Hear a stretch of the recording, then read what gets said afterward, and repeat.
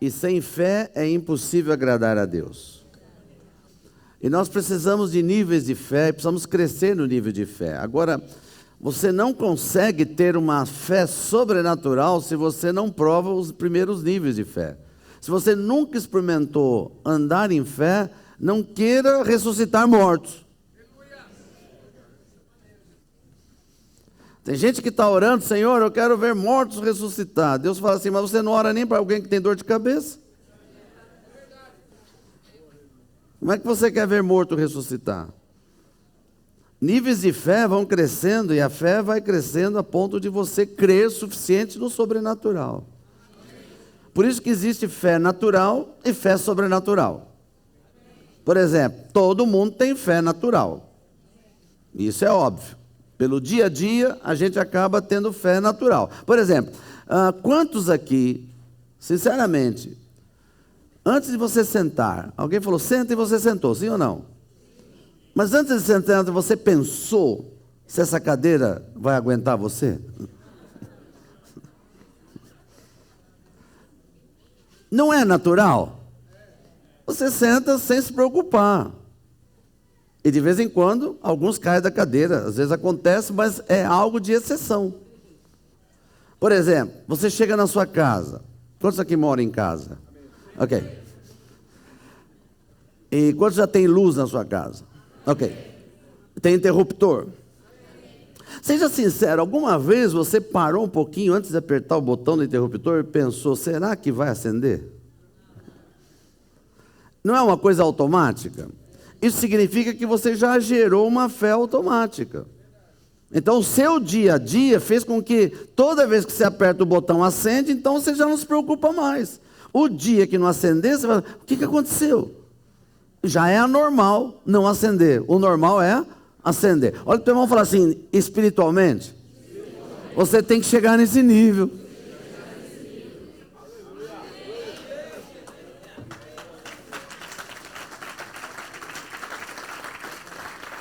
Você tem que chegar no nível de fé que você é tudo natural que vai acontecer as coisas. E se algum dia não acontecer, você vai, ué, o que será que aconteceu que não aconteceu? Mas a gente tem dificuldade na área do sobrenatural. Por quê? Porque o sobrenatural exige algumas posições que nós vamos tomar. E é isso que nós queremos tratar essa noite. Amém?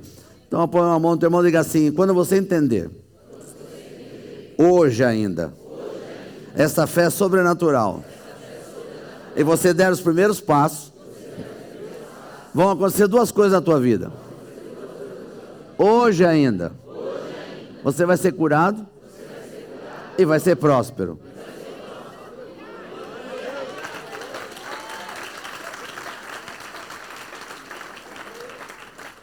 Por isso nós temos que caminhar, primeiro, no nível de fé que nós estamos. E outra coisa interessante, cada pessoa tem um nível de fé diferente. E aí você me pergunta assim, mas por que os níveis de fé são diferentes? Porque o nível de fé é obtido pela experiência. Mas se você nunca passou por uma experiência de fé, você não tem o mesmo nível de quem já passou. É óbvio. Então, como é que eu cresço no meu nível de fé antes de ter experiência? Quantos querem saber? Olha, o teu irmão fala assim, então, o primeiro passo é ouvir a palavra. A Bíblia diz que a fé vem pelo ouvir. E ouvir a palavra. Agora, olha, o teu irmão fala assim, mas contrário à fé, é tirar o nível de fé, é ouvir a Rede Globo.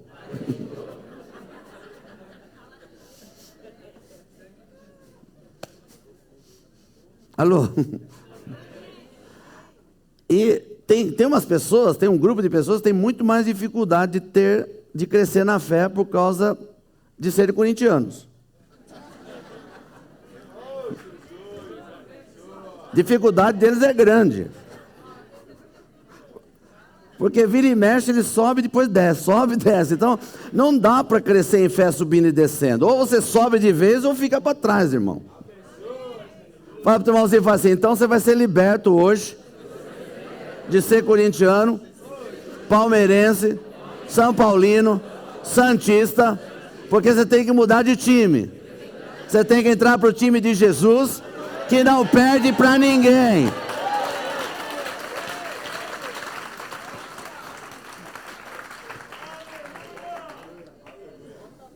Agora, outra coisa interessante, antes dessa é só uma base, quero te ajudar. Que a fé também está ligada à expectativa que eu tenho de que Deus vai fazer alguma coisa. Então, onde está a minha expectativa? A minha expectativa está no que Deus vai fazer ou em quem vai orar por mim? Esse é o problema. Porque tem muita gente que acha que vai ser curado porque tem um pastor que está lá orando e acontece algumas coisas, aí ele vai porque o pastor está orando, mas ele não vai porque Deus vai operar, ele vai porque o pastor está orando. Então não vai acontecer nada, porque a expectativa dele está no lugar errado. Quando você coloca a expectativa em Deus, tem pastores aqui hoje? Levante a mão os pastores. Aleluia. Não, você tem certeza, irmão? Hoje até pastor tem certeza aqui. Jesus poderoso. Não vou falar. Deixa eu falar para você não ficar chateado, pastor. Quando o povo tem expectativa que Deus vai fazer algo, qualquer Zé Ninguém pode pregar que Deus opera.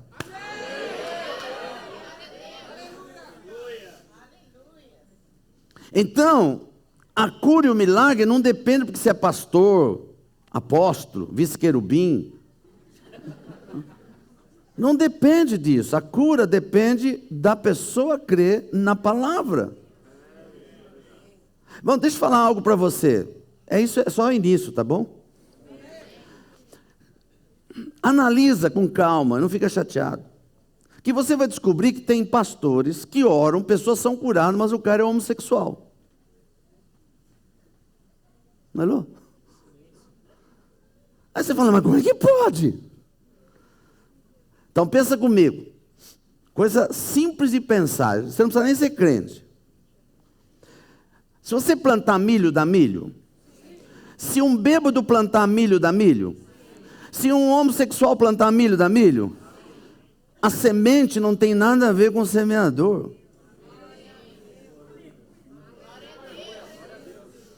Pode ser quem for, se ele está semeando a palavra e você crê na palavra, vai funcionar na tua vida. Agora, quando se fala de juízo, de ir para o céu, para o inferno, é outra história. Aí esse camarada que usou a semente certa, funcionou na tua vida porque você creu na palavra, ele não vai para o céu, ele vai para o inferno.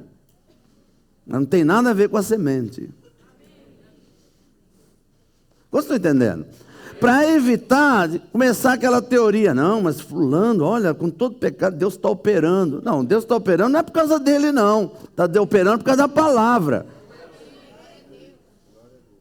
Por causa da semente verdadeira que está lá. Por isso, nunca confie em homens, por melhor que sejam. Mesmo que eu seja um cara bom, você tem que confiar na palavra, irmão. Porque não adianta eu funcionar aqui, trabalhar aqui, fazer o melhor aqui, se ninguém crê na palavra. E eu não creio, eu estou fazendo uma coisa simplesmente programada. Não vai funcionar nada. Nós só estamos perdendo tempo. Mas quando você vem com a expectativa que Deus vai operar, eu creio na palavra de Deus, não importa quem está pregando hoje, não importa quem está falando, mas Deus vai operar, aí Ele opera e faz milagre na tua vida.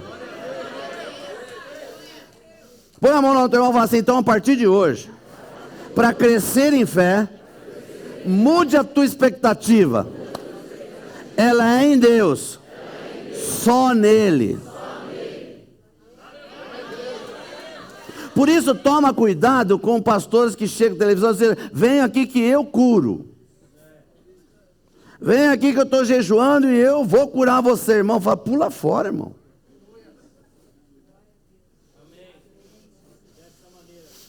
Você está aqui, irmão? Por isso, cuidado com campanhas. Vou fazer a campanha tal para ser curado. Irmão, você pode fazer campanha para um monte de coisa, mas para ser curado, não faz campanha não. Creia na palavra. E deixa gerar fé no seu coração que Deus faz coisas sobrenaturais. Se você crê, põe a mão no nome do teu irmão e fala assim: 2016 vai ser o melhor ano da sua vida. Aleluia. Deixa eu te dar um texto da palavra. Já que a fé vem pelo ouvir, vamos ouvir a palavra.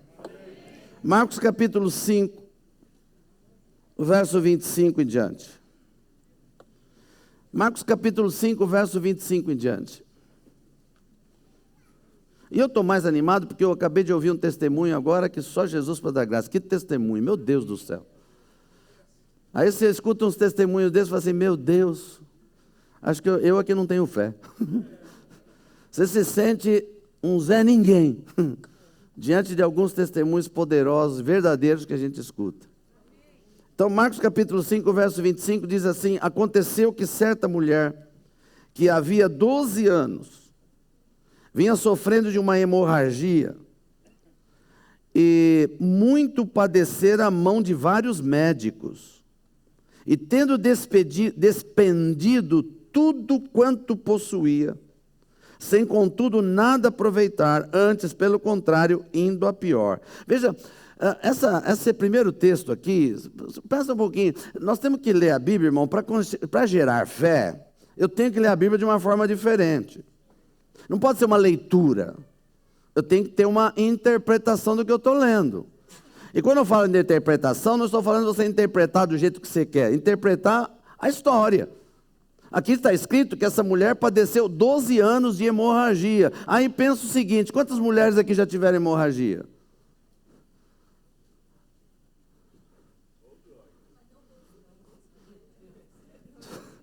Eu não falei 12 anos, eu perguntei hemorragia, né?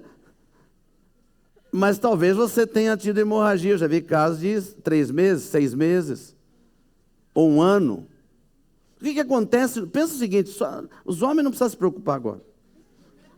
Mas a mulher, se você é casado, você sabe muito bem, se tem filha, sabe. Uma mulher que tem hemorragia 1 ano, o que acontece com essa mulher?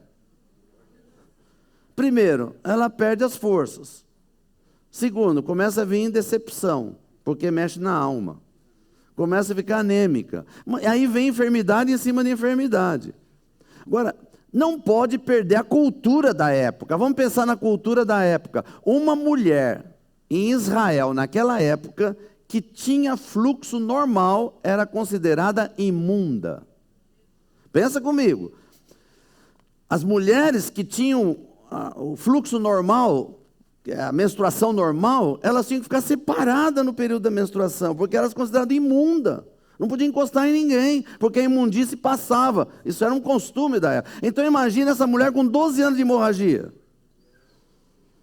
Você acha que ela tinha convívio na sociedade? Ela não podia nem sair de casa, irmão. Outra coisa, ela perdeu todo o dinheiro dela, porque você acabou de ler. Tudo que possuía, ela perdeu com os médicos. Então, pensa na mulher, irmão, por favor. Pensa nessa mulher, 12 anos desse jeito, sem força nenhuma, perdeu dinheiro, é imunda, está de saída da sociedade, não tem mais nada. E a gente podia dizer assim: esse caso não tem jeito. Até aqui nós diríamos: esse caso não tem jeito. Mas onde começa o milagre na vida dela? Vamos ver onde começa o milagre. Verso 27. Tendo ouvido a fama de Jesus. Alô?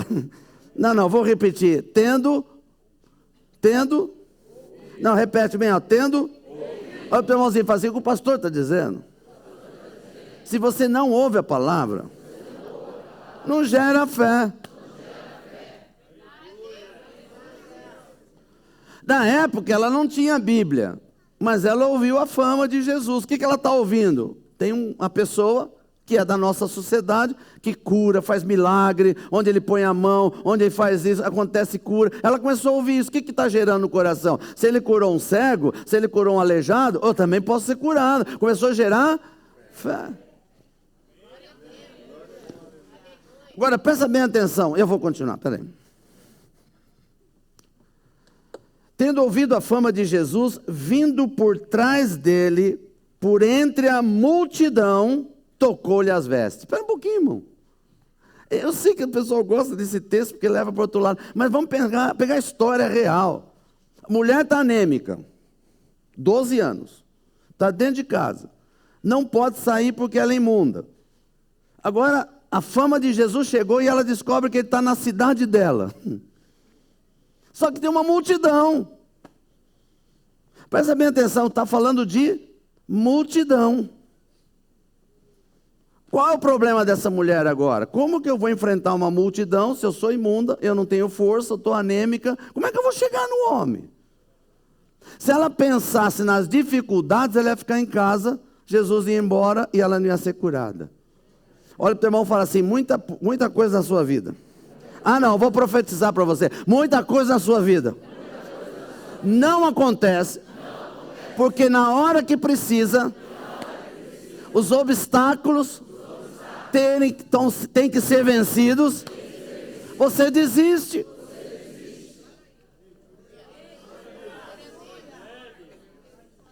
É mais fácil dizer, não vai dar, está difícil, como é que eu vou fazer? Eu não tenho condição, eu não tenho dinheiro, como é que eu vou lá? Como é que eu vou fazer as 7 semanas? Está longe, como é que eu vou fazer isso? A gente vai pondo dificuldade, a bênção passa e a gente vai pôr a culpa em quem? Em Deus. Deus me curou. Não, Deus cura sim, mas você não fez nada.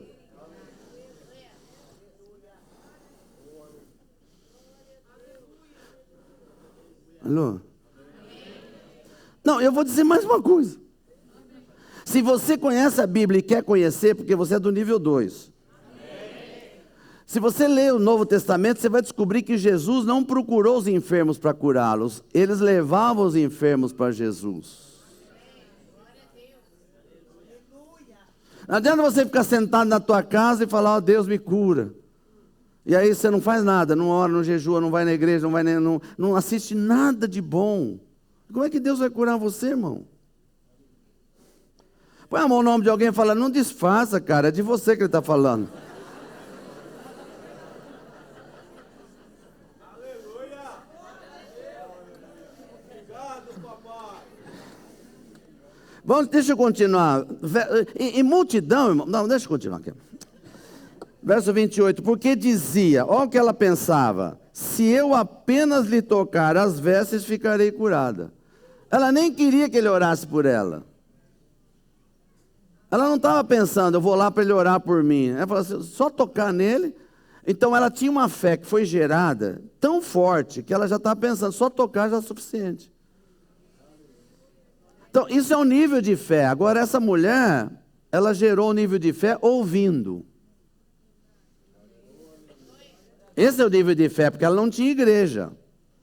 Não tinha missão Shekinah na época. Não tinha Bíblia na época. Ela tinha que ouvir as pessoas contar, isso foi suficiente. Agora, olha para o teu irmão e fala assim, você tem Bíblia? Você tem iPhone? Você vai na igreja? Você ouve palavras? Mas não gera fé, irmão.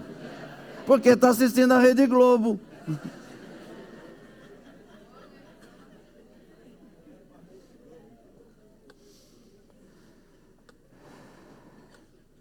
Alô? E logo se lhe estancou a hemorragia e sentiu no corpo estar curado do seu flagelo.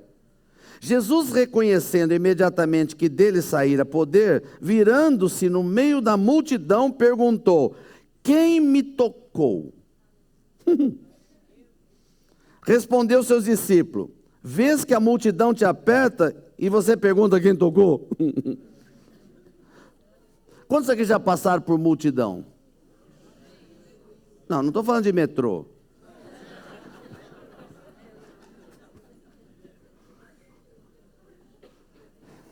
Queridos, eu passei uma experiência, toda vez que eu lembro dessa experiência, eu lembro dessa passagem. Eu acho que Deus me permite passar certas coisas só para lembrar dos textos bíblicos. A minha filha morou em Londres durante 6 anos, há algum tempo atrás, ela já está aqui no Brasil, já vai fazer seus 17 para 18 anos que ela está aqui, mas ela morou 6 anos em Londres, junto com seu marido. E, lógico, ela tinha acabado de casar, 1 ano depois ela já foi morar lá, ela foi missionária, e a saudade bate. Então, como na época não tinha internet, santo de Israel, como era difícil, né? Não tinha internet, não tinha celular, não tinha nada disso. Então a gente tinha que fazer um sacrifício, guardar dinheiro para ir lá. Pelo menos uma vez por ano ia lá. Só que Londres é um país muito frio. Você não sabe, que a gente passa frio aqui, você não sabe o que é frio. E Londres, no máximo, chega a 1 mês, 2 meses de sol. Não tem sol, mesmo no verão. Então, veja, eu ia no verão. Porque o frio era no final do ano. Lá o frio é dezembro, janeiro, é terrível frio. Mas a minha filha começou a reclamar que queria que eu passasse um final de ano lá com ela.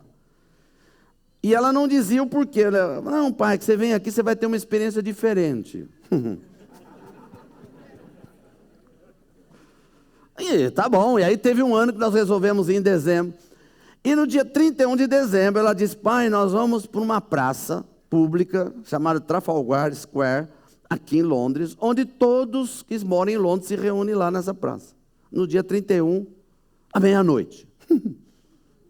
Falei, tá bom, só que nós temos que ir muito cedo, porque se a gente for muito tarde, a gente não consegue entrar na praça, porque é muita gente. Bom, nós chegamos na praça às 10 da noite, já não dava para entrar.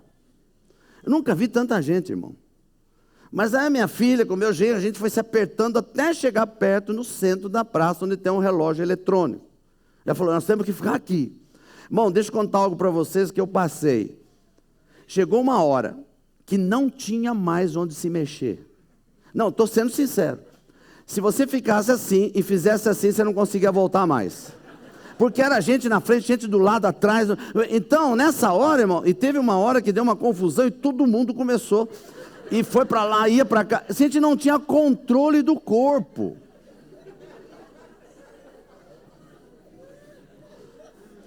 E aí, estou sendo sincero, eu fiquei apavorado, porque eu estou com a família toda. Eu falei, se der um estouro qualquer aqui, vai passar um por cima do outro, vai ser um massacre aqui.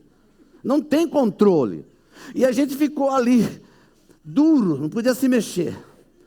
E aí, o que a gente faz? Nada, pai, fica olhando para o relógio. E todo mundo olhando para o relógio. E você sabe que em Londres tem gente de tudo que é país. Então tem italiano, francês, japonês, tudo que você não pode imaginar. É um país, é uma cidade politizada, é uma cidade totalmente mista. Então você escutava aí, eu comecei a orar em língua. Falei, já que todo mundo está falando qualquer língua, ralamalachere, cantalabas. Deu meia-noite, 00000001, todo mundo se cumprimentou e foram embora.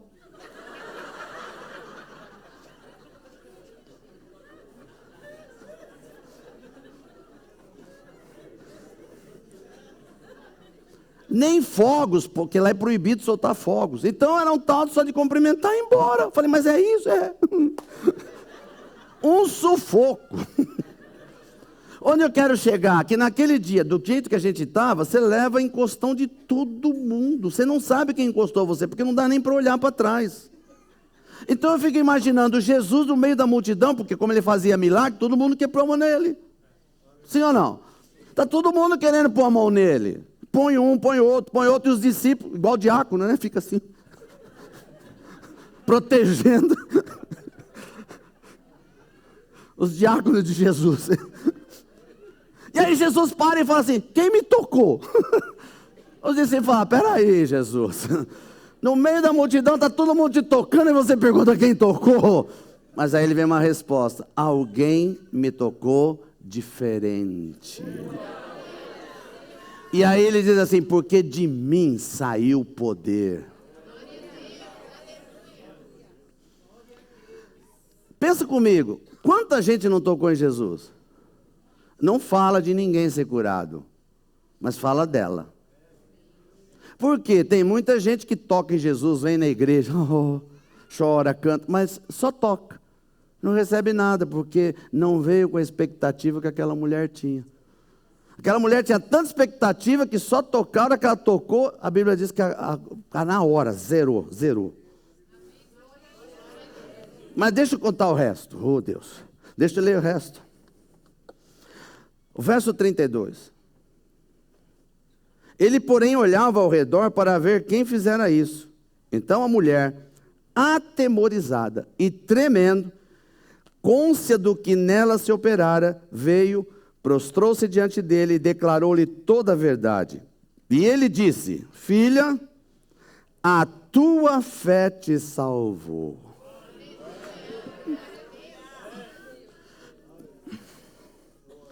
Ele não disse: eu te curei.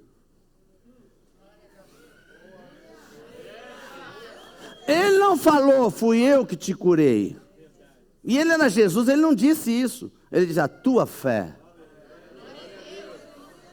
A expectativa dela era tão grande que conseguiu tirar poder de Deus, poder de Jesus, saiu dele. E ele teve que dizer: a tua fé fez isso.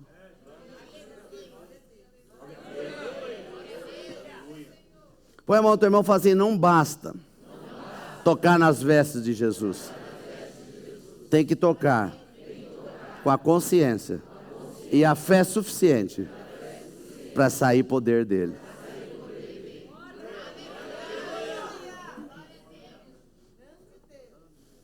Quantos estão aqui? Põe a mão do teu irmão e fala assim: então, se a fé vem pelo ouvir e ouvir a palavra, como que eu provo a minha fé?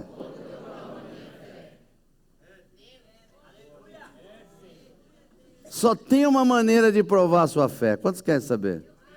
Não, só os que querem saber. Olha para o teu irmão e fala assim: ao ouvir a palavra, obedeça a palavra.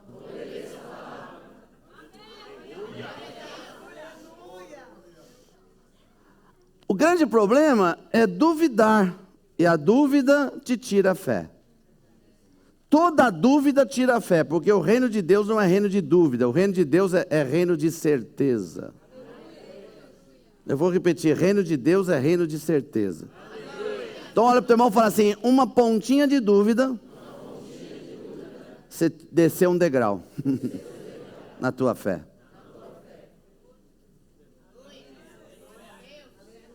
Você está aqui, meu irmão? Quantos estão entendendo o que eu estou falando? Então, deixa eu ter um texto para você. Porque tem gente, não vieram, que entendiam erradamente a palavra dizendo: não, mas eu vou esperar um sinal de Deus. E eu vou provar para você que quem espera sinal, não vai acontecer nada. Porque o sinal está fechado.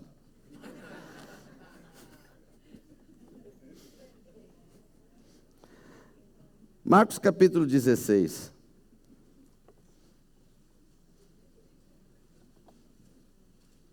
Marcos capítulo 16. Verso 16. Só tem uma pessoa que achou. Ah, acordaram. Quem crer e for batizado será? Quem, porém, não crer será? Agora presta atenção no verso 17. Estes sinais hão de acompanhar aqueles que creem, em meu nome expelirão, falarão novas línguas, pegarão em serpentes, se alguma coisa mortífera beberem não fará mal, se impuserem as mãos sobre os enfermos, eles ficarão curados. E aí você fala assim: oh Deus, isso é verdade? Lógico que é verdade, está escrito aqui, a ordem de Deus, Jesus deu essa ordem. Mas como é que eu vou crer nisso? Será que eu vou ter que pedir algum sinal de Deus? Vamos ver como é que funciona. Verso 19. De fato, o Senhor Jesus, depois de ter falado, foi recebido no céu e assentou-se à destra de Deus. E eles, está falando dos discípulos, tendo partido, pregaram em toda parte, cooperando com eles o Senhor e confirmando a palavra por meios de sinais presta atenção, se você entendeu o que está escrito aí, e se você não entendeu, eu vou explicar. Está escrito aí que os sinais seguiam a palavra.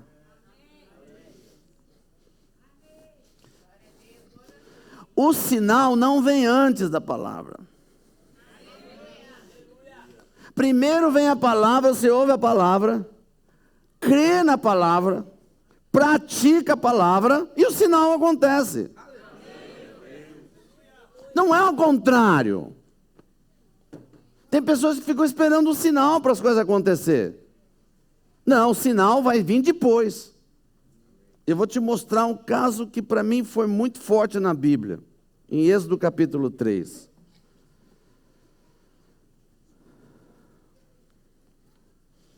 Êxodo capítulo 3.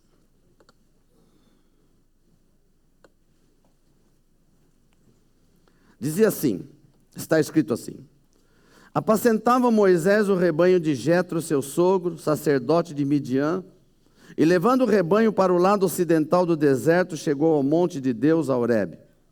Apareceu-lhe o anjo do Senhor numa chama de fogo, no meio de uma sarça. Moisés olhou, e eis que a sarça ardia no fogo, e a sarça não se consumia. Então disse consigo mesmo: irei para lá, e verei essa grande maravilha, porque a sarça não se queima. Vendo o Senhor que ele se voltava para ver, Deus do meio da sarça o chamou e disse: Moisés, Moisés. Ele respondeu: eis-me aqui. Deus continuou: não te chegues para cá, tira as sandálias dos pés, porque o lugar em que estás é terra santa. Disse mais: eu sou o Deus de teu pai, Deus de Abraão, de Isaque e o Deus de Jacó. Moisés escondeu o rosto, porque temeu olhar para Deus. Disse ainda o Senhor: certamente eu vi a aflição do meu povo, que está no Egito. Ouvi o seu clamor por causa dos seus exatores. Conheço-lhe o sofrimento. Por isso eu desci, a fim de livrá-lo da mão dos egípcios, e para fazê-lo subir daquela terra, uma terra boa e ampla, terra que mana leite e mel, lugar do cananeu, do eteu, do amorreu, ferezeu, eveu, jebuseu, pois o clamor dos filhos de Israel chegou até mim. E também vejo a opressão com que os egípcios estão oprimindo. Vem agora, e eu te enviarei a Faraó, para que tires o meu povo, os filhos de Israel, do Egito. Então disse Moisés a Deus: quem sou eu para ir a Faraó e tirar do Egito os filhos de Israel? Guarda essa última expressão. Quero te mostrar uma coisa muito interessante. Você sabe que Moisés teve 3 etapas na vida dele, e cada etapa tinha 40 anos. A primeira etapa foi até os 40, depois foi até os 80, depois até os 120. E é muito interessante que existe um ditado popular, que é verdade, que a vida começa aos 40. Alô? Tem alguém aqui que ainda não chegou nos 40? Amém, ainda nem começou a viver. Aleluia. Agora, por que esse ditado tem um fundo de verdade? Você analisa que um jovem de 20 anos, ele pode ter muita força física, mas não tem maturidade nenhuma. Mas se você pega uma pessoa de 90 anos, ele tem muita maturidade, mas não tem força. Alô? Mas quando a pessoa chega nos 40 anos, é exatamente o ponto do auge da força e toda a maturidade já está descendo sobre ele. Então ele tem força e maturidade. Aleluia por isso. Agora, pensa no seguinte: Moisés, os 40 anos iniciais da vida dele, ele morou no Egito, como se fosse egípcio. Ele morou como neto do faraó. Ele era até chamado filho de faraó, mas ele era neto. Porque ele foi adotado mesmo sendo judeu. Você conhece a história de Moisés? Agora veja, o que era o Egito na época? O Egito na época era o esplendor do mundo. Então, por exemplo, se você já estudou engenharia, tem alguém que estudou engenharia aqui? Engenharia? 2 pessoas. Não é pecado, não. Ok, 3. Amém. Arquitetura. Tem arquiteto aqui estudando? Amém. Matemática. Alguém já estudou matemática? Não? Alguém fez o fundamental aqui?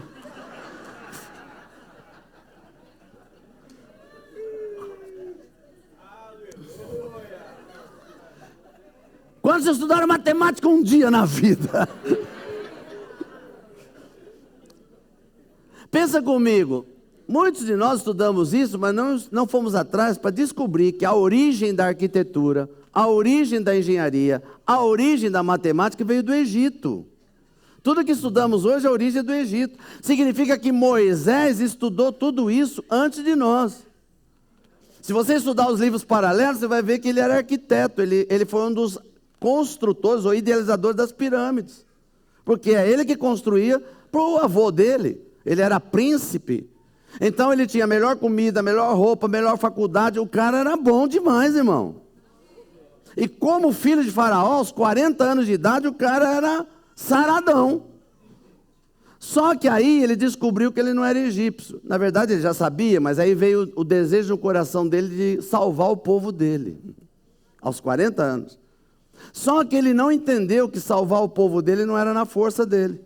Se você entender a história de Moisés, você vai ver que ele saiu na rua, viu um egípcio batendo no judeu, ele foi lá e matou o cara com a mão.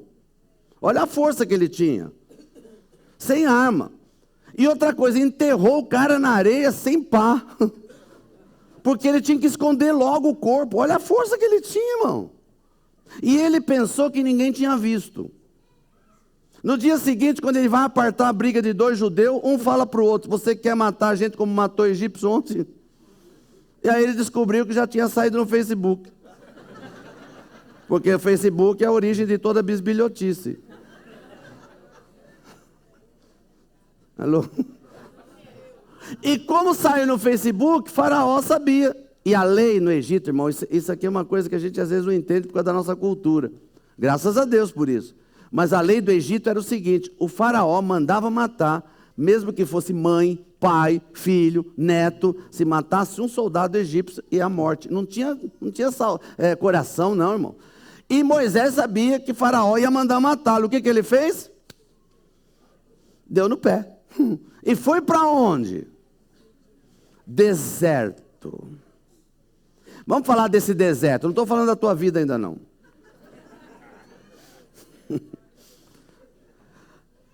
Ele foi para o meio do deserto daquela época, sem ter internet, celular, jornal, eletricidade, vale refeição, vale transporte, marmitex, alô? Não tinha nada.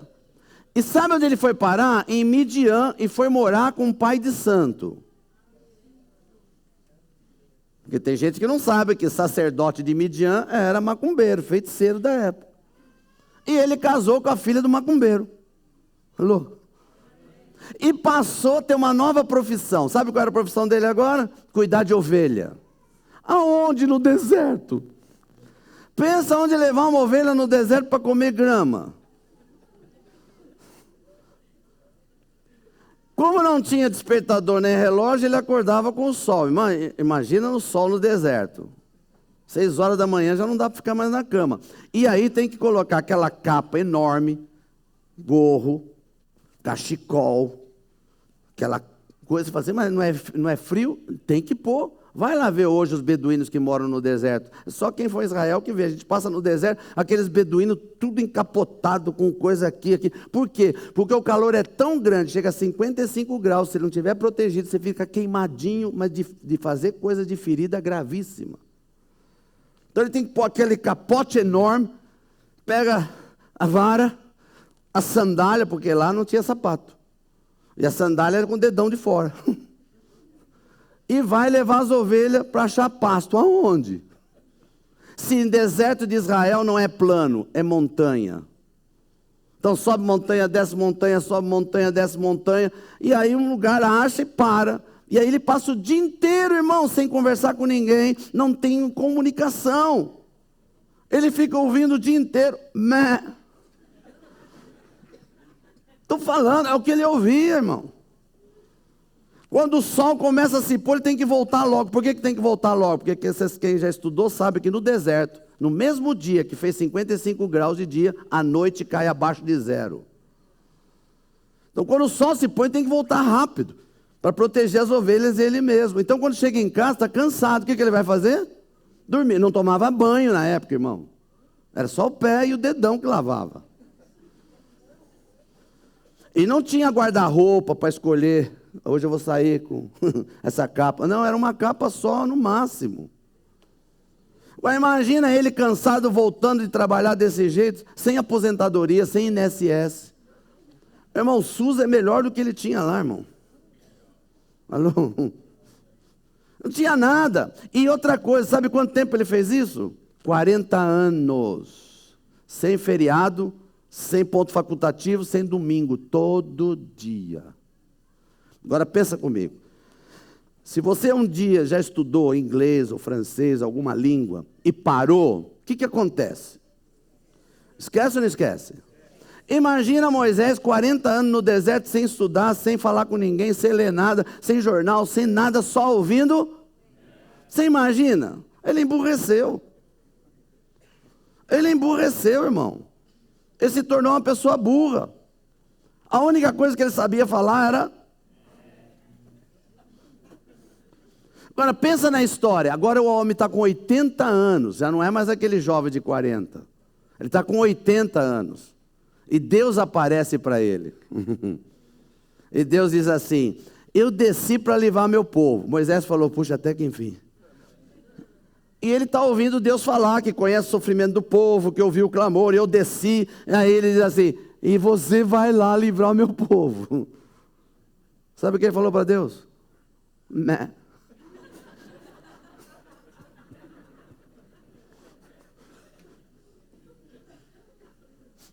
Por que eu estou dizendo isso? Porque tem pastor, não vieram, graças a Deus, mas estão me ouvindo pela internet, que inventa coisa, irmão, que não tem na Bíblia. Que inventa que Moisés era gago, porque diz que ele era pesado de língua.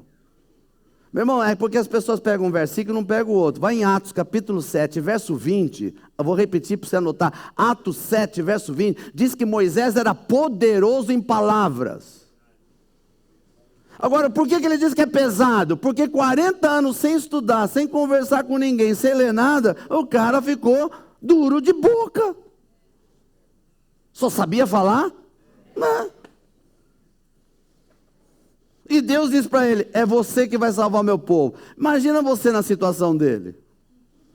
Com 80 anos, já não sabe falar mais nada. E Deus diz: agora vai falar com o Faraó, que é o cara que manda em tudo. Eu pediria um sinal, e você? Não, eu pediria um sinal, e você? Senhor, será que sou eu mesmo? O senhor tem certeza? Eu quero um sinal. Moisés também pediu, e Deus falou algo para ele. Verso 12. Eu vou ler devagar o 12, porque leva pelo menos uns 5 minutos para cair a ficha ou orelhão das pessoas. Verso 12. Olha o que Deus diz para Moisés: certamente eu serei contigo, e isto te será por sinal de que eu te enviei. Qual é o sinal que Deus vai dar para ele? 2 pontos. Quando houveres tirado do Egito o meu povo, servireis a Deus neste monte.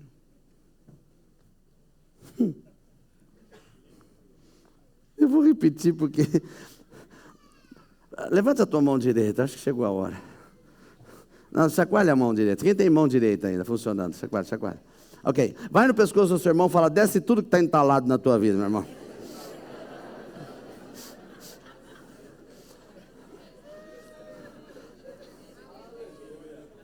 Presta atenção, eu vou devagarinho.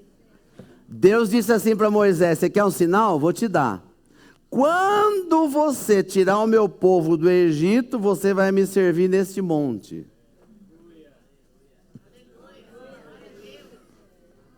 Eu vou mais devagarinho. Deus está dizendo o seguinte, em outras palavras: você tem que crer que fui eu. Você vai, tira o povo, e quando você chegar aqui com o povo, você vai dizer: é mesmo, era eu. Alô? Não tinha sinal antes, o sinal era depois. Vai lá, o teu irmão fala assim: não fique esperando um sinal de Deus. Quando Deus fala, crê e faça. Então o sinal vem depois.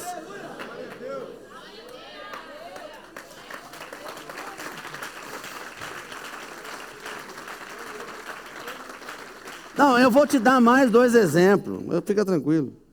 Porque se você não subir no nível de fé hoje, irmão, nem com sal grosso resolve o teu problema.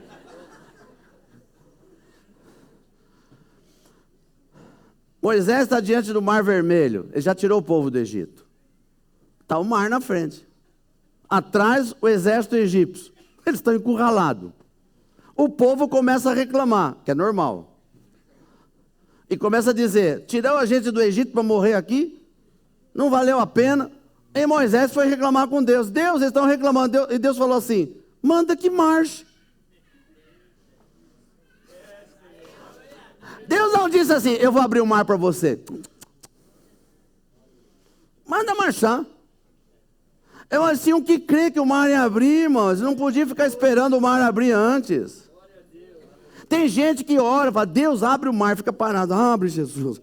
Aí fala: Deus não vai abrir, né? Esse mar aqui não é igual. Não vai porque você não entra.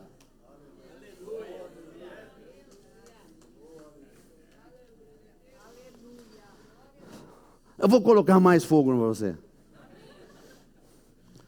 A história continua, e eu estou lendo rápido, porque isso é do nível 2. Mas Josué agora é o líder e vai entrar na terra prometida.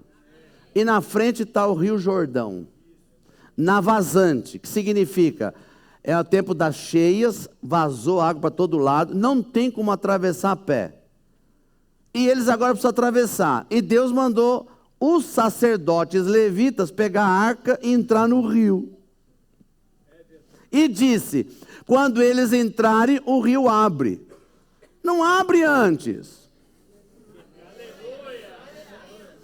Você imagina 4 pessoas carregando a arca, 2 atrás e 2 na frente. E estão entrando na água. E nada da água abrir, irmão. E estão entrando. Os 2 da frente já estão com água no joelho, falando: por que nós não ficamos atrás?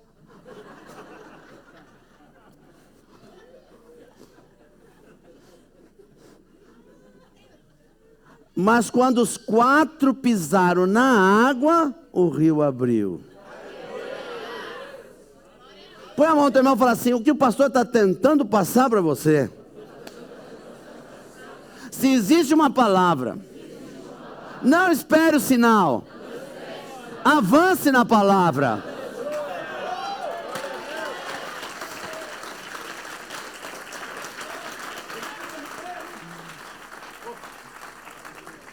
Deixa eu te dar mais um texto e é o penúltimo. Põe a mão no teu irmão e fala assim: se você vai subir os degraus de fé, amém. Se você não for subir, sai da escada para não me atrapalhar.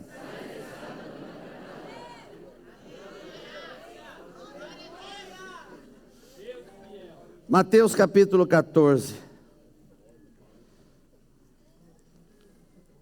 Porque tem gente, irmão, que não sobe na fé e ainda fica atrapalhando os outros. Você chega no nível de fé que tem um cara parado lá e você fala assim: não, eu vou subir porque Deus me deu uma palavra. O cara fala: não, não vai não, irmão, não vai dar certo. Não é para agora, nós estamos em crise, cuidado. Pensa bem. E aí você para no mesmo degrau do cara. Põe a mão no teu irmão e fala assim: não precisamos de pessoas que dizem que não vai dar. Precisamos de pessoas que dizem: eu vou com você subir o degrau. Nós vamos para frente.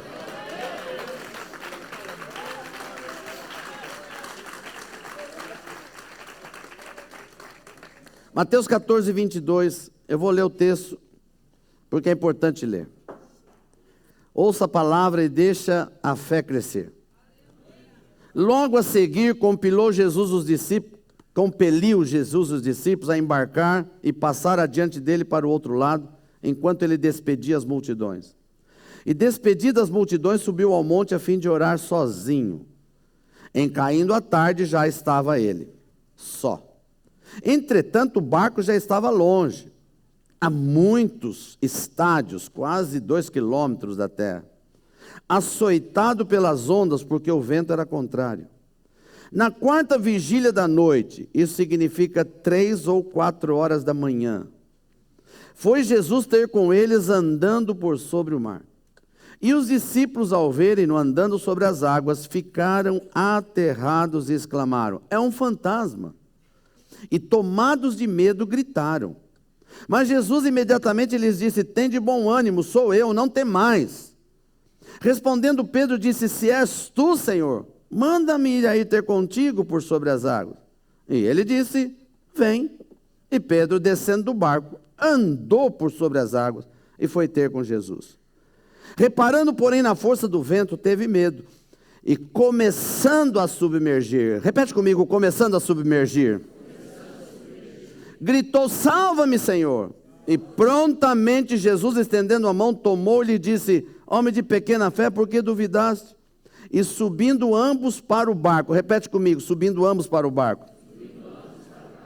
Cessou o vento e os que estavam no barco o adoraram, dizendo: verdadeiramente és filho de Deus.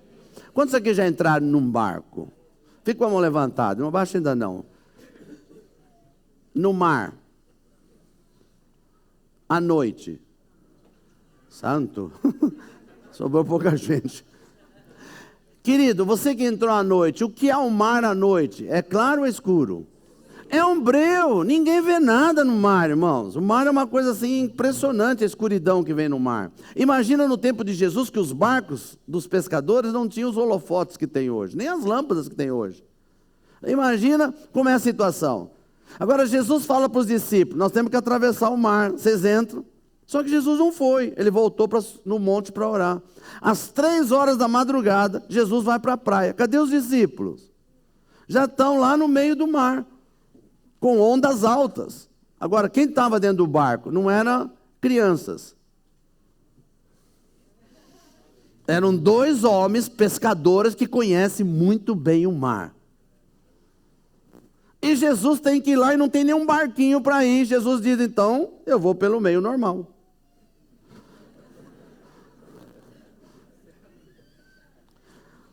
Pensa na cena: 12 homens dentro de um barco, numa escuridão terrível, e vem um homem andando em cima da água. O que você faria se estivesse dentro do barco, irmão? Ia aprender a nadar aquele dia. A Bíblia não esconde nada a ponto de dizer que eles gritaram de medo e ainda disseram: é fantasma. Olha o que está escrito na Bíblia, irmão. Que é a realidade, ao que eles ficaram com medo. Quando Jesus percebe que eles estão com medo, Jesus levanta as mãos e diz: gente, sou eu. Agora, quem que aparece na proa do barco? Pedrão. Pedrão era tremendo, irmão. Pedrão era o que ia na frente de todo mundo, porque ele é o que tem mais exemplo ruim, mais exemplo bom na Bíblia. Porque tem crente que não tem nada de ruim, porque não faz nada.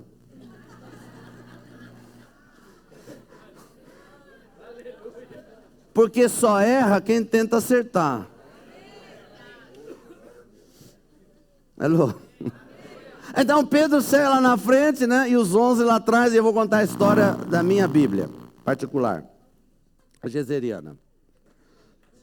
O Pedro está lá e diz assim: se é o Senhor, manda eu ir aí. E Jesus falou: vem. Alô? Não, eu vou falar de novo. Jesus falou: vem. Agora, os 11, eu já estou falando a história minha. Os 11 começaram a dizer: Pedrão, você tem certeza? Isso não é coisa para homem, Pedrão. Você vai afundar. Você vai afundar. Agora o Pedro sai do barco, tinha alguma tabuinha? Não tinha sinal nenhum. Não tinha nem um sinalzinho. A água não ficou dura, não apareceu tábua, estava tudo normal. Ele teve que sair do barco daquele jeito. E a Bíblia diz que ele começou a andar. E os 11 começaram: ele vai afundar, ele vai afundar, ele vai afundar. Você repetiu comigo que a Bíblia diz assim: começando a submergir. Ele não afundou, irmãos. Pessimistas, para com isso. Ele não afundou. Diz que ele começou. Quando ele começou a submergir os 11, eu não falei, eu não disse, eu não falei que ia acontecer, mas Jesus pegou na mão dele. E eu pergunto: e foram para onde? Andando aonde?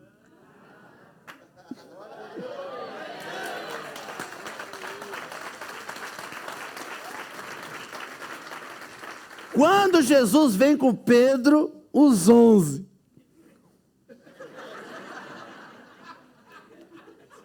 E um olha para o outro e diz assim: seu tonto, você não foi? Deixa eu falar algo para você, porque tem gente aqui que precisa ouvir isso. Tem muita gente que não sai do barco para nada, mas tem uns que saem. E esses que não saem do barco são aqueles que ficam chupando o dedo e ficam falando: por que só aquele irmãozinho dá testemunho? Por que tudo acontece na vida daquele irmão? Porque você nunca sai do barco, nunca vai ter testemunho. Só quem sai do barco é que tem testemunho.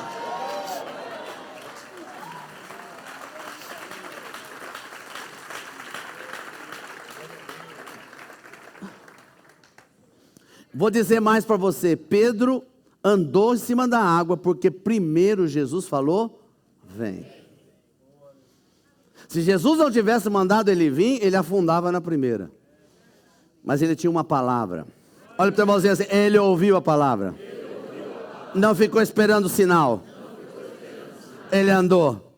Saiu do barco e o sinal aconteceu.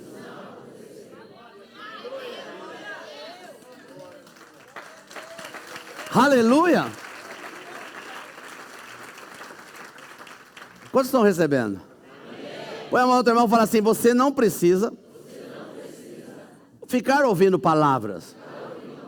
Você já tem uma. É a palavra de Deus. Se você obedecer tudo que está escrito lá, sem duvidar, vai acontecer sinal após sinal. E você será a pessoa que mais dá testemunho nessa terra.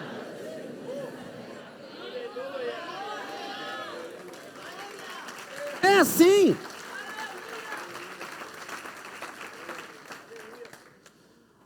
Eu contei uma experiência aqui uma vez, eu vou contar, porque tem coisas que acontecem na nossa vida que a gente esquece. E a gente acha que as coisas são sempre assim, porque Deus falou uma vez, mas não escuta a segunda. E foi uma questão até financeira que aconteceu conosco. Teve uma época que a gente estava treinando fé. Irmãos, quando você pedir para Deus treinar você, você não pode esquecer que o treinamento de Deus é o contrário do que você pediu.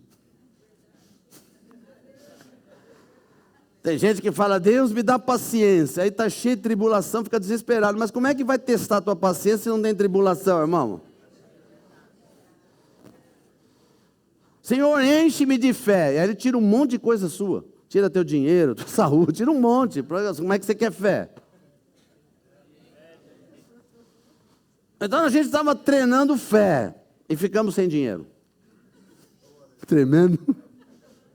Irmão, sabe o que é ficar sem dinheiro 3 meses sem comprar nada e não poder comprar nada? E a gente orando, e um dia Deus falou assim: vai no supermercado e compra. Você ia. Irmão, foi luta. Pensa que é fácil você ir no supermercado saber que você não tem dinheiro? E está em cima de uma palavra que você ouviu de Deus? Aí você chega no supermercado, como eu fui depois de muito tempo, desesperado, comecei a pegar umas coisinhas, o Espírito Santo falou: pega mais. Irmão, não é fácil. O coração dispara, a pressão sobe. Você não sabe, você vai lá, você começa a suar frio. E eu cheguei no caixa e falei: meu Deus, vou dar um cheque sem fundo. Como é que vai ser, irmão? Eu só tenho uma alternativa: orar em línguas. Eu dei o cheque e fui embora. Irmão, no banco, no extrato do banco, no dia anterior, tinha um depósito em dinheiro. Mas não era um depósito mais ou menos, era exatamente o valor do cheque até os centavos. Você está aqui, meu irmão? Agora, 3 anos depois, eu estou no nível de fé, tem que subir, amém? Então Deus sabe que é de fé em fé, de glória em glória. E aí ele tirou o dinheiro de novo. Uma experiência mais difícil. Só que agora eu falei para minha esposa: fica tranquilo que eu sei como é que faz. Fui tranquilo no supermercado, enchi o carrinho, dei o cheque sem fundo tranquilo, nem orei em línguas, tranquilo. E o cheque voltou. Eu fui reclamar com Deus. Deus é tremendo, irmão, é igual o pai. Ele traz disciplina porque ele ama. E Deus falou bem claro: a primeira vez eu mandei, a segunda você nem me perguntou. O que eu aprendi aqui? Andar por fé, Deus tem que falar primeiro. Andar por fé, eu tenho que ter uma palavra. Andar por fé, ou é a palavra escrita, ou é a palavra falada. Eu tenho que ter essa palavra. Sem essa palavra, eu não ando por fé. Andar por fé é fazer aquilo que está escrito, sem saber se vai acontecer ou não, e não estou preocupado. Se está escrito, tem que acontecer. Não tem tabuinha no barco para sair do barco, mas mandou sair do barco, tem que sair. Põe a mão no teu irmão e fala: essa noite você vai sair do barco. Nem que eu tenha que te empurrar.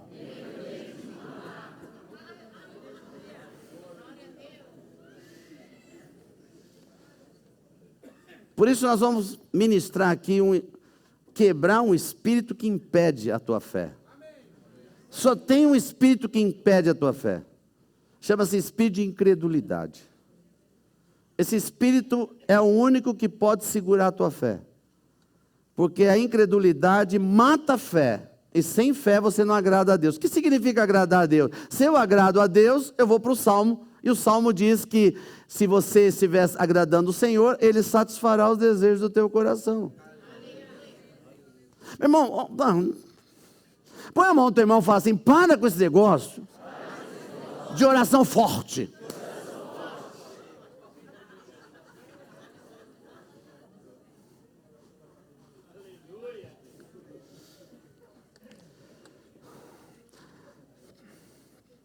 João capítulo 11 é o último texto agora.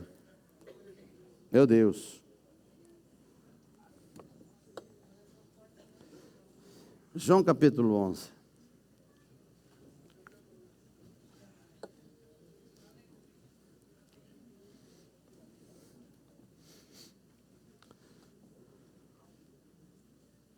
O verso, eu não vou ler todos os versos, vou pular um pouquinho, porque você conhece a história. Todo o capítulo 11 de João é sobre a ressurreição de Lázaro.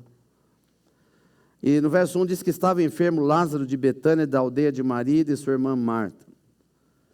Esta Maria, cujo irmão Lázaro estava enfermo, é a mesma que ungiu com bálsamo o Senhor, e eram irmãs. Você sabe muito bem que em Betânia, Jesus tinha uma família muito amiga. Eram 3 irmãos, Lázaro, Marta e Maria, que sempre hospedavam Jesus na cidade de Betânia. Betânia fica no caminho, quem está subindo da Judéia para Jerusalém, acaba passando em Betânia. Então, quando Jesus passava por ali, ele ficava hospedado na casa desses 3 irmãos que ele amava muito, eram muito conhecidos, muito amigos. Agora Lázaro está enfermo e Jesus está longe de lá. E mandam avisar Jesus que ele está enfermo. E no verso 14, Jesus disse aos discípulos, porque eles ficaram indagando: o que está acontecendo com Lázaro? E Jesus disse claramente no 14: Lázaro morreu. Se por vossa causa eu me alegro de que lá não estivesse, para que possais crer, mas vamos ter com ele. Eu achei demais isso aqui, Jesus falando: espera aqui, estou alegre que a gente não está lá.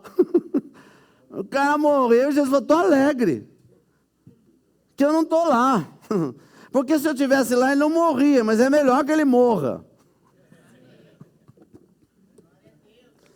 Eu vou falar tremendo.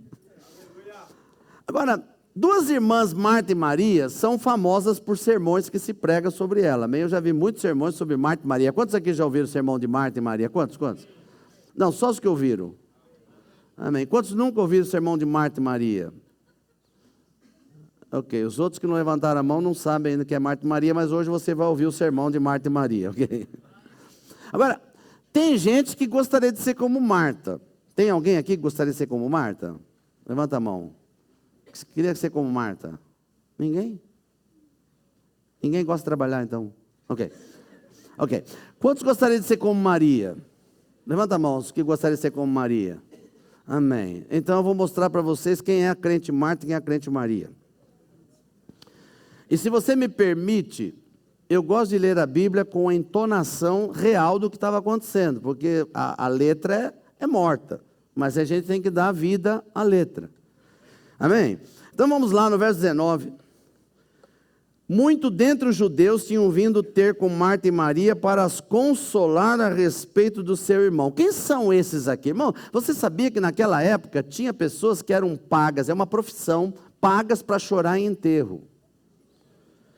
E eu pensei que era só daquela época, mas no interior de São Paulo, no interior de Minas Gerais, tem mulheres e homens que hoje recebem dinheiro para chorar no enterro. Aí você chega no enterro, tem um monte de gente chorando, estão sendo pagos, irmão, para isso. É uma profissão. chama-se os Consoladores do Morto. Põe a mão no teu irmão e fala assim: Deus me livre dos consoladores. Sabe quem é o consolador, irmão? Aquela hora que você está passando um aperto, você está passando uma prova, aí chega aquele irmãozinho cheio de fé, fala: não, irmão, aguenta, que é assim mesmo, eu vou estar com você. Não, eu não quero gente assim, não. Eu quero gente que quando você passar uma prova, chega do teu lado e fala assim: irmão, nós vamos vencer, nós vamos lutar, vamos orar, Deus vai te dar vitória, nós vamos passar por ela, vamos junto.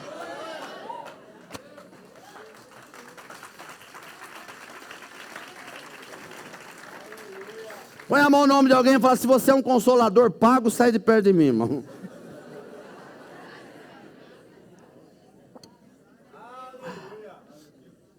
Verso 20, Marta, vamos falar da Marta, aleluia. Marta, quando soube que vinha Jesus, saiu ao seu encontro. Maria, porém, ficou sentada em casa.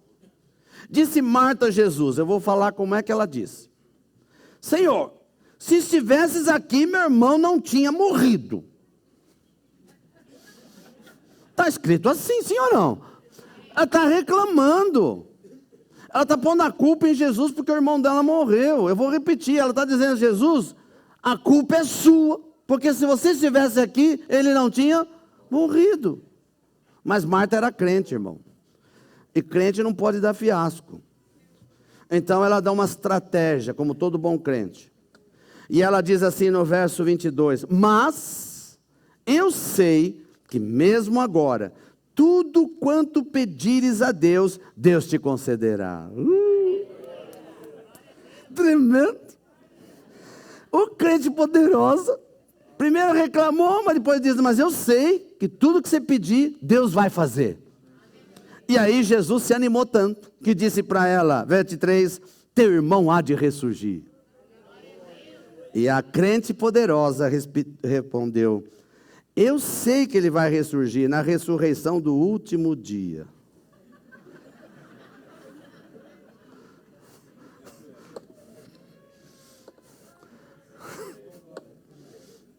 Que fé tremenda, irmão. Jesus está dizendo ali, ele vai ressuscitar, e ela dizendo: não sei, quando o Benihim vier, no último dia, né, quando tiver uma campanha de orações forte, aí... Jesus é tão paciente que continua tentando insistir com esse tipo de crente. E disse: eu sou a ressurreição e a vida.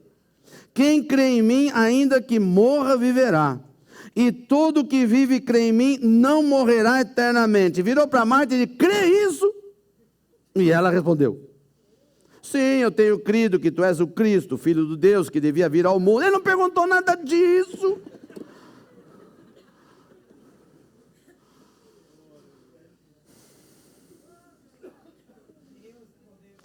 Eu tenho uma interpretação e vou provar isso aqui. Não está aqui escrito, mas você tem que entender que está por trás. É só ler aqui, você vai perceber. Jesus perdeu a paciência e falou assim: vai chamar tua irmã.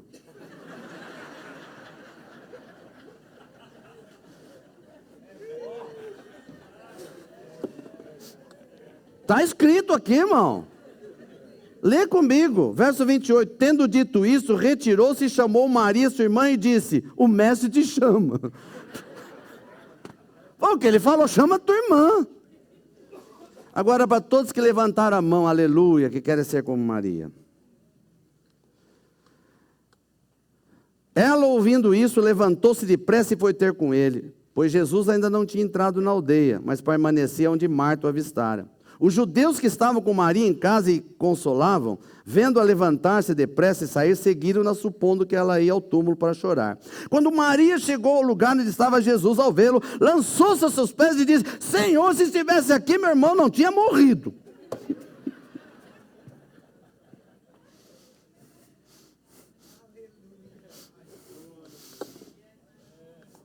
Aí o teu irmão fala assim: nem Marta nem Maria, irmão. O que você precisa é não ter incredulidade.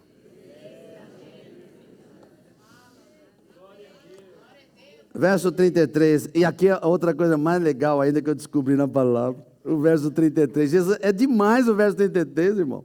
Jesus, vendo-a chorar, e bem assim os judeus que acompanhavam, agitou-se no espírito e comoveu-se. E perguntou, na minha opinião, ele perguntou: onde está o morto?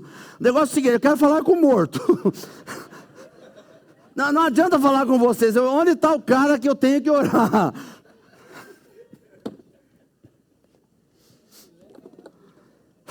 Verso 35. Jesus chorou. Esses dias ainda eu vi, estava pesquisando, não sei se foi desse assunto ou outro pastor, meu Deus do céu. Irmão, como é que pode pensar isso? Que Jesus chorou por causa de Lázaro.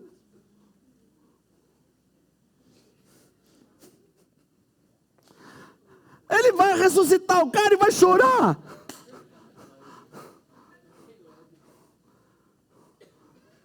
Não tem lógica chorar. Obrigado pela essa palavra, estou pegando. Ok. Não tem lógica chorar por alguém que vai ressuscitar, irmão. Pelo contrário, vai ser alegria. Então por que Jesus chorou? Porque se você ler o ano, ele diz: vendo chorar, todos que estão chorando. Jesus está falando: eu vou ressuscitar, eu sou a ressurreição e a vida. Se você quer, ele ressuscita. Continua falando e eles continuam chorando. Aí Jesus chora, fala assim: eu vou chorar. Não por causa do morto, por causa de vocês. A incredulidade faz Jesus chorar, irmãos. Põe a mão no teu irmão e fala assim: quantas vezes você já fez Jesus chorar pela tua incredulidade? Verso 39, Jesus ordenou: tirai a pedra. Eu achei demais. Sabe que essa pedra é a pedra da incredulidade. Põe a mão no teu irmão e fala assim: hoje você vai tirar a pedra da incredulidade. Você vai sair do barco e vai subir um nível de fé. Não mais para ficar pensando se tem sinal ou não tem sinal, mas para obedecer a palavra e ver o sinal acontecendo.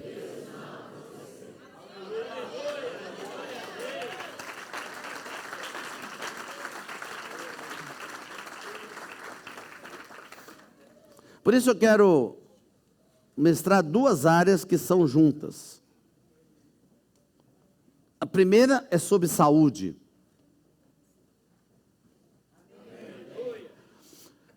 E uma coisa que me chama a atenção na Bíblia, que apesar de todo o ensino sobre fé, eu acho a misericórdia de Deus é muito grande, irmãos. A misericórdia de Deus é tão grande que Ele nos conhece e sabe da nossa dificuldade de crer. Vou repetir: Deus sabe das nossas limitações até para crer. Se dependesse só da nossa fé, simplesmente dizendo eu creio, muita coisa a gente não conseguiria. Então a misericórdia de Deus é tão grande que Ele coloca na Bíblia mecanismos de fé. Eu vou repetir: mecanismos de fé. Por exemplo, eu sei que você pode falar assim: pastor, Jesus levou a minha enfermidade, não sei o que lá, e muita gente não vai crer, porque só fala. E na hora da enfermidade a coisa complica, porque você fica esperando um sinal, você fica esperando a cura, e muitos acabam orando pensando no sinal, e o sinal às vezes não vem. E como é que eu vou crer que Deus cura? Só pela palavra que Ele disse que levou na enfermidade na cruz do Calvário?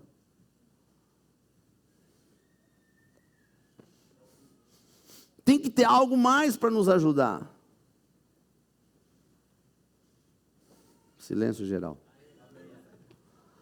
Então ele coloca um mecanismo de fé. O que é um mecanismo de fé? Algo na palavra ligado àquele assunto que, se eu fizer, eu estou dizendo que eu creio. Vou repetir. Ele põe algo na palavra referente àquele assunto que é difícil de crer e coloca um outro assunto ligado àquele, dizendo: se você fizer isso, você está dizendo para mim que eu creio naquilo, então o sinal vem. Exemplo: Jesus cura. Sim ou não? Sim. Agora? Sim. Hoje? Sim. Não é amanhã? Não é na oração forte? Não é naquele camarada que diz que vai lá e que ele cura? Não é quando o Benihim vem? Ok. Ele pode curar agora?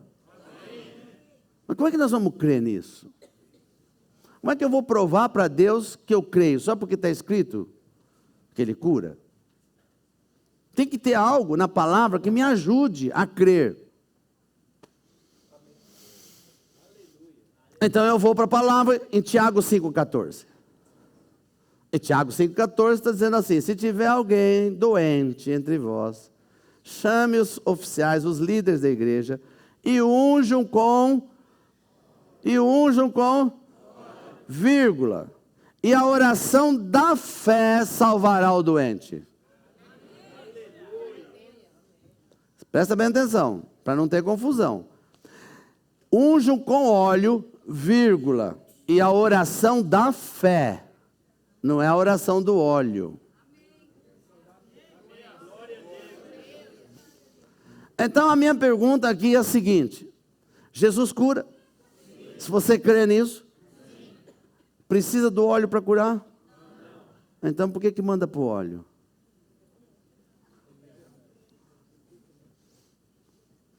É uma forma que Ele deu para nós podermos crer na palavra. Por isso que quando eu pego o óleo e a gente unge, eu não estou crendo no óleo, mas estou dizendo: Senhor, eu creio na Tua palavra, que ao ungir alguém, a oração da fé vai salvar essa pessoa.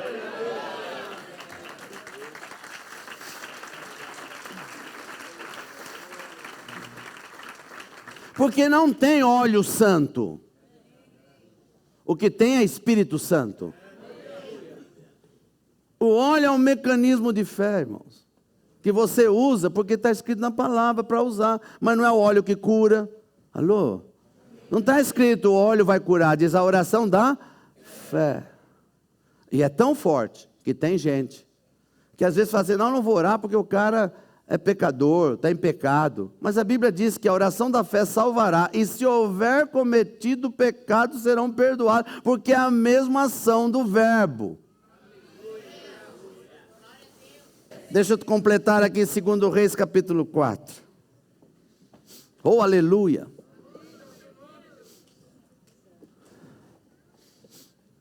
Eu estou com uma expectativa muito grande que Deus vai dar muitos milagres aqui. E que nesses 7 semanas você vai ser um testemunho poderoso aqui no final. Prepare-se para surpreender os médicos. Sabe, esse é o tempo que Deus quer fazer coisas para que a medicina fique de boca aberta. Porque realmente estamos no nível de medicina, conforme diz a palavra de Deus, que o saber aumentaria nos últimos tempos. Estamos num nível muito grande de medicina. Mas a coisa que a medicina não consegue, por melhor que seja. E é essa hora que Deus vai fazer milagre para dizer para a medicina: tem alguém maior, tem alguém maior, tem alguém maior, tem alguém maior. 2 Reis capítulo 4 diz assim: certa mulher das mulheres dos discípulos dos profetas clamou a Eliseu dizendo: meu marido teu servo morreu, e tu sabes que ele temia o Senhor. É chegado o credor para levar os meus 2 filhos para serem escravos. Eliseu lhe perguntou: que te hei de fazer? Dize-me que é que tens em casa. Repete comigo: dize-me que é que tens em casa. Aqui tem um segredo, irmãos. Tem um segredo quando diz que é na tua casa que vai sair o milagre. Não, vou repetir: é de dentro da tua casa que Deus vai fazer o milagre. Ela respondeu: tua serva não tem nada em casa senão uma botija de azeite. Então disse ele: vai e pede emprestadas vasilhas a todos os teus vizinhos, vasilhas vazias, não poucas. Então entra e fecha a porta sobre ti e sobre teus filhos, deita o teu azeite em todas aquelas vasilhas, põe a parte a que estiver cheia. Partiu, pois, dele e fechou a porta sobre si e sobre seus filhos. Estes lhe chegavam as vasilhas e elas enchia. Cheias vasilhas, disse ela a um dos filhos: chega-me aqui mais uma vasilha. Mas ele respondeu: não há mais vasilha nenhuma. E o azeite parou. Fala para o teu irmãozinho assim: enquanto tem vasilha, o azeite não para. Quando parou a vasilha, parou o azeite. Verso 7, então foi ela e fez saber ao homem de Deus, e ele disse: vai, vende o azeite, paga a tua dívida. Tu e teus filhos vivei do resto.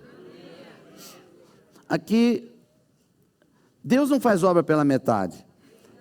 Quando eu disse essa noite aqui que há dois assuntos muito sérios na área de fé, eu diria que de todos os assuntos de fé são os assuntos mais sérios. Um é saúde e outra é finanças. São os dois assuntos mais sérios. E para crer, irmão, não é fácil que Deus vai curar. Nós temos que ter mecanismo de fé. E o azeite, o óleo, é um símbolo da unção do Espírito. Por isso que ele é usado. Mas o que salva é a oração da fé. O mecanismo é usar o óleo. Mas quando chega em finanças, muitas vezes a gente fica esperando o milagre de Deus. E fica esperando um sinal do céu. Tem gente que está esperando o sinal do céu, irmão. Está com dívida e fica esperando um anjo trazer um pacote em casa. Alô? Tem gente que nem dorme direito esperando barulhinho embaixo do travesseiro. Chegou. Tem outros que andam na rua olhando o chão. Eu vou achar. E fica esperando, irmão. Mas esqueceram os princípios da palavra. Essa mulher que nós contamos a história aqui, é um caso dos mais tristes para mim na Bíblia. De todos. Mais do que aquela viúva de Sarepta. Porque essa mulher, ela perdeu o marido. E se você prestar atenção, o camarada era discípulo de profeta, mas não foi um bom pai, porque não deixou nada para a família. Eu vou repetir. Ele não deixou nada, ele deixou a mulher com dívida. E a lei da época não era SPC. Tem gente que reclama do SPC. Perto da lei da época é muito bom o SPC. Porque na época, quem não pagava, tinha filhos, tinha que deixar o filho ser escravo do credor. Então imagina a situação da mulher, perdeu o marido, é viúva e agora vai perder os filhos. E os filhos, era a chance de os filhos crescer e trabalhar para ela. Ela está nessa situação. Mas veja que coisa forte, aqui está o segredo, irmão. Ela não foi procurar o gerente do banco. Ela foi procurar o profeta. Por quê? Porque quando você chega em 2 Crônicas, está escrito assim: crede no Senhor vosso Deus e estareis seguro. Crede nos profetas e prosperareis. É um segredo da palavra. Porque profeta que é profeta de Deus, quando mexe em finanças, ele é profeta, é espiritual, ele não vai dar uma resposta financeira material, ele vai dar uma resposta financeira espiritual. Então imagina, o profeta recebe uma viúva, imagina você, pastor, no seu gabinete chega uma viúva, uma situação dessa, sem dinheiro nenhum para pagar a conta. O que você pensaria, pastor? Pensa o que você responderia para ela. Vamos fazer uma reunião de diretoria, vamos ver o caixa, se dá para ajudar a irmã. Vamos fazer uma cesta básica. São as respostas que se dão hoje. Mas não é isso que o profeta falou. O profeta perguntou: o que você tem na sua casa? Para mim isso é forte, porque ele não está perguntando uma maneira de ajudar, ele está perguntando o que ela tem. E a resposta dela é: eu tenho um pouquinho de azeite. Ela tinha, alguma coisa tinha. Era pouco, mas tinha. Agora esse profeta diz: já que você tem uma coisinha em casa, pega a vasilha emprestada dos teus vizinhos, fecha a porta. E esse é o segredo do fechar a porta. Por que mandou fechar a porta, irmão? Porque o que ela ia fazer era sobrenatural e os vizinhos iam trazer incredulidade para ela. Então fecha a porta, porque é algo que vai acontecer para aqueles que creem, você e seus filhos. Põe a mão no teu irmão e fala assim: tem coisas que você vai ter que fazer, não vai poder contar para os outros. Você vai ter que crer, fazer, e depois que acontecer, você conta para todo mundo.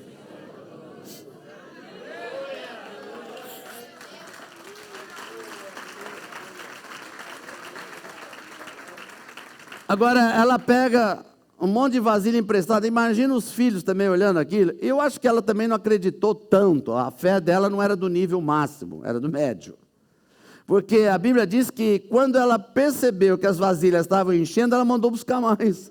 Só que aí já não tinha mais, tinha que pegar antes. O que está mostrando? Que o teu nível de fé traz o nível da bênção.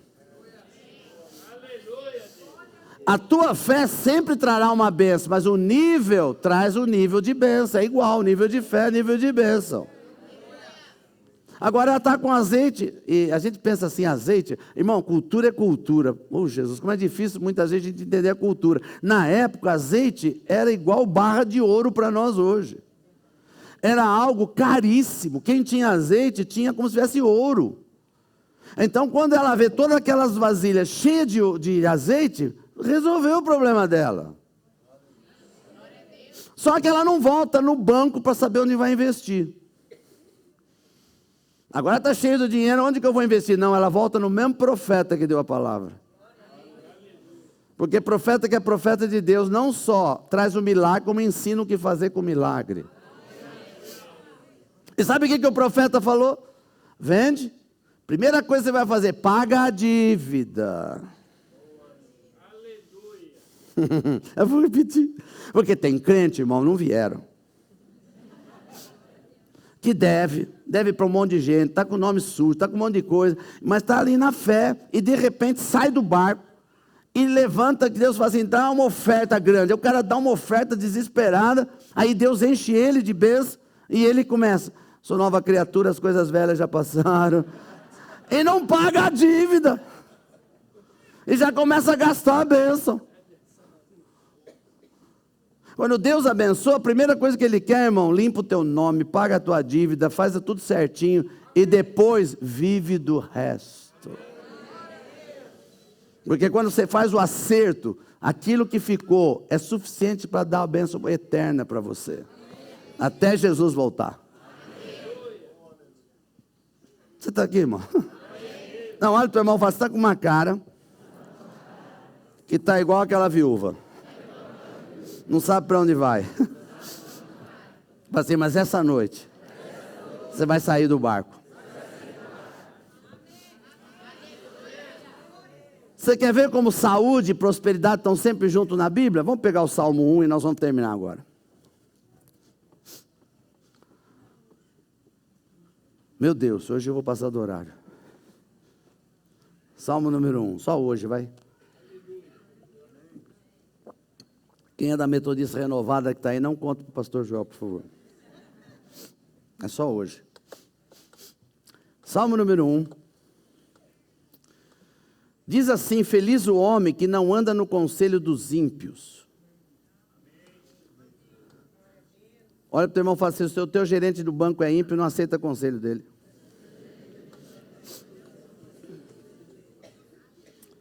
Não se detém no caminho dos pecadores. Fala para o teu irmãozinho, se você não dá o dízimo, você está no caminho dos pecadores. Nem se assenta na roda dos escarnecedores. Aquela turminha que fica assim, você dá o dízimo, irmão, estão roubando teu dinheiro, olha lá, olha o que estão fazendo com teu dinheiro. São os escarnecedores. A Bíblia diz que o feliz é aquele que não faz isso. Mas o seu prazer está na lei do Senhor e na sua lei medita de dia e de noite. Para quê? Aleluia.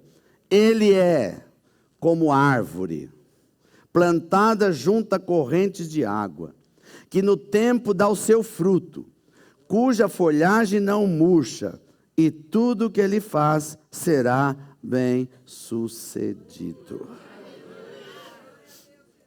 Repete comigo, folha e fruto. Folha é cura. Fruto é prosperidade. É como árvore. Por que árvore? Por que esse simbolismo? Por que a Bíblia trata uma pessoa que vai ser feliz, próspera e com saúde é igual uma árvore? Por que não deu outro exemplo? Por que árvore? Quantos querem saber? Amém. Não, só os que querem saber. Amém. Porque a árvore não come o seu fruto, ela dá.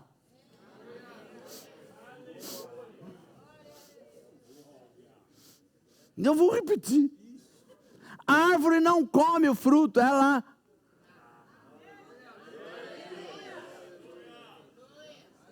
E antes que algum engraçadinho venha perguntar para mim, pastor, mas se ela dá, ela vive do quê? Ele diz assim a Bíblia, plantada junto a ribeiros de água.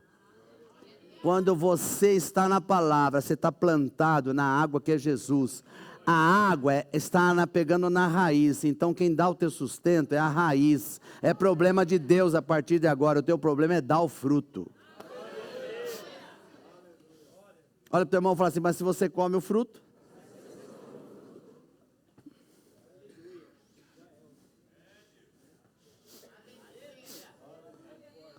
Tudo bem?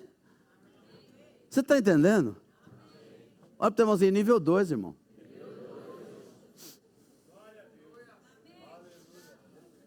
Está tudo bem aqui? Então põe a mão no teu irmão e diga assim, essa noite você vai sair do barco definitivamente. Fala assim, não importa a tua situação. Mesmo que seja igual daquela viúva. Alguma coisa você tem.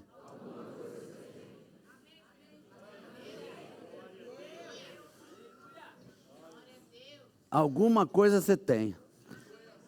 E aí você dizer, pastor, qual é o mecanismo de fé? Bom, para sarar, eu preciso do óleo para cumprir a palavra. Amém. E a oração da fé. Amém. Mas para que Deus me dê a colheita da vasilha, eu tenho que entregar a vasilha. Se eu não entrego nada, não tenho que encher. Não adianta você querer, pastor, mas eu não tenho nada. Mas não tem, então Deus vai falar, não tenho que encher.